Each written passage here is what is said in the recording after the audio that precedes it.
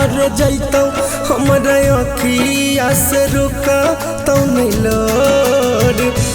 काल्हे होइतौ विदाई लेली में हदी रचाई शादी होइते चला जैभी भोरे भोर भोरे भोर भोरे भोर राते मंगिया भरतौ डोली पिया घर जैतौ हमरा अखिया से रुकतौ नीलोर काल्हे होइतौ विदाई लेली में हदी रचाई शादी होइते चला जैभी भोरे भोर भोरे भोर भोरे भोर।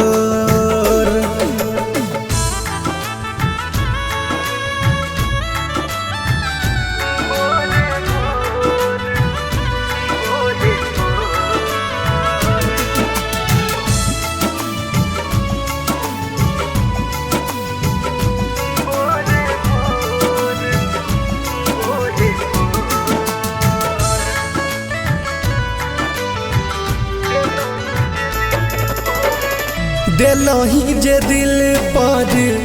गम के बोझा उठ गेलौ विश्वास गे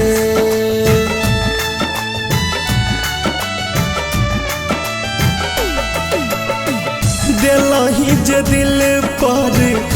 गम के बोझा उठ गेलौ विश्वास गे तोरा बिना जिंदा रहबोगे कोना तोड़ देली हमरे आस गे तोरी जैभी हमर दिल जियल होइतै मुश्किल प्यार में बनाई देली कमजोर काल्हे होइतौ विदाई लेली में हदी रचाई शादी होइते चला जैभी भोरे भोर भोरे भोर भोरे भोर।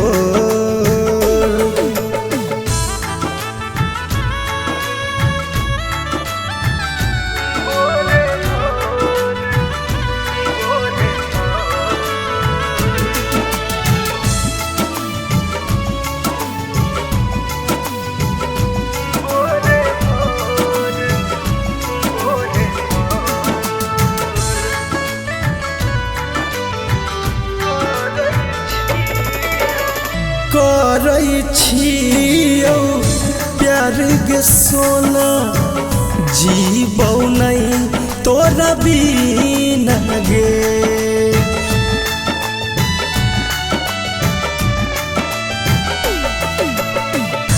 करै छियौ प्यार गे सोना जीबौ नहीं तोरा बिना गे चल जैभी हमारा छोड़ के पगली सारी बिहौती पहिना गे कहो अजय सुमन बन भी मुन्ना के दुल्हन दिल बनाई लेली तोई कठोर काल्हे होइतौ विदाई लेली में हदी रचाई शादी होइते चला जैभी भोरे भोर भोरे भोर भोरे भोर।